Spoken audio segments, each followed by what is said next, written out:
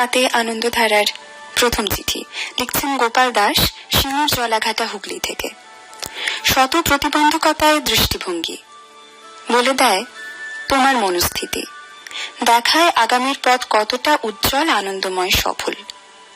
হাজারো প্রতিবন্ধকতার ভিড়ে তুমি বিষণ্ণ, ক্লান্ত, অস্থির, বিভোর, হতাশ, উদাস, দিশেহারা, পাগলপাড়া, নাকি অন্ধকারে পথ খুঁজে পাওয়া? শত প্রতিবন্ধকতায় তোমার দৃষ্টিভঙ্গি বলে দেবে তোমার সাফল্যের পথ কতটা কাছে, হাতের নাগালে।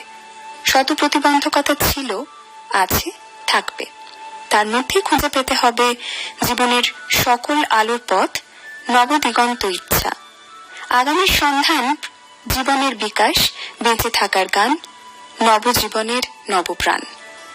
যে কথাটা দিয়ে আজকের আনন্দধারার চিঠি শুরু করেছিলাম, আনন্দধারার আসর শুরু করেছিলাম, যে একটা বিশেষ দিন, বিশেষ মানুষ, আসলে মানুষ কখন বিশেষ হয় বা কোনো কিছু কখন বিশেষ হয়, যখন তা ওই আউট অফ দ্য বক্স হয়, যখন সেটা নির্দিষ্ট প্যাটার্নের বাইরে হয়। সেই বাইরের মানুষগুলো, যাদেরকে আমরা কখনো কখনো সঠিক শিক্ষার অভাবে হোক বা কোনো রিজিডিটি থেকে হোক দূরে সরিয়ে রাখি, তারা যে কত রকম ভাবে পৃথিবীকে, মুহূর্তকে, সময়কে আবিষ্কার করতে পারে, তা যদি তাদেরকে কাছে টেনে না নিই, তাহলে কি জানতে পারতাম?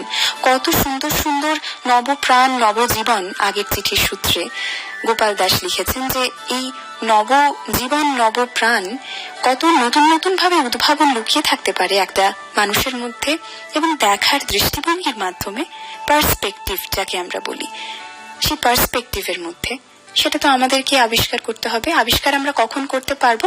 যখন আমরা ওই কমফোর্ট জোনের বাইরে বেরোবো। আমরা যা জানি, আমাদের যা ভালো লাগে, সেটার বাইরে গিয়ে যখন আমরা চোখ মেলবো, আমরা পা দেব, তখন জানতে পারবো আসলেই জিনিসটা অন্যরকম। আসলেই 6টা 9 হতে পারে উল্টো দিকে দেখলে, আবার 9টা 6। সঙ্গে থাকবো আজই। এখন একটা গান।